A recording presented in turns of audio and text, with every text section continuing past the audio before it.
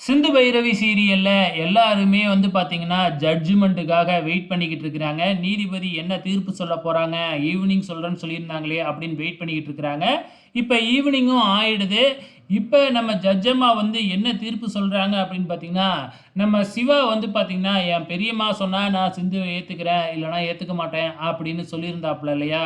இத வந்து நீதிபதியால ஏத்துக்க முடியல. அதனால வந்து பார்த்தீங்கன்னா, நம்ம சிந்து வந்து சிவாவோட சேர்ந்து 1 வருஷம் வாழணும்.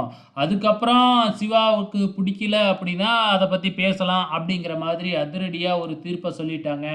இதனால எல்லாருமே பயங்கர அதிர்ச்சி. நம்ம சிவா, ஆறுமுகம், சிந்து இவங்க 3 பேர் மட்டும் பயங்கர சந்தோஷத்துல இருக்கிறாங்க. இப்ப அவங்க ரொம்ப கோவத்தோட போயிடுறாங்க.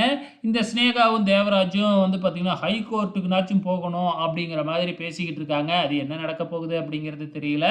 ஸோ இது ஒரு பக்கம் நடந்துகிட்டு இருக்கிறப்ப, சிந்து அம்பிகா கால்ல விழுந்து ஆசீர்வாதம்லாம் வாங்கிட்டு கிளம்புறாங்க. இந்த பக்கம் வீட்டுல மீட்டிங்க போட்டு வந்து பார்த்தீங்கன்னா, அந்த சிந்துவ வீட்டுக்குள்ளாரயே விடக்கூடாது அப்படின்னு பேசிக்கிட்டு இருக்கும்போதே, வெளியில பட்டாசு சவுண்ட் கேட்குது.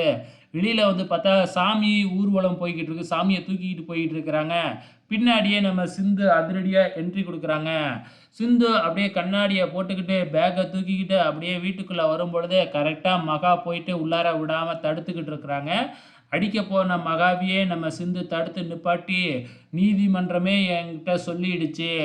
நான் வந்து 1 வருஷம் இவரு கூட தான் இருப்பேன். அதனால யாரும் என்னைய தடுக்க முடியாது. அப்படி இப்படின்னு சொல்லிக்கிட்டு இருக்கு. இந்த பக்கம் மகா இருந்துகிட்டு உன்னைய உள்ளார விடமாட்டேன் அப்படின்னு சொல்லிக்கிட்டு இருக்கு. ஸோ நாளைக்கு என்ன நடக்க போகுதுன்னு தெரியல. பொறுத்திருந்து பார்க்கலாம்.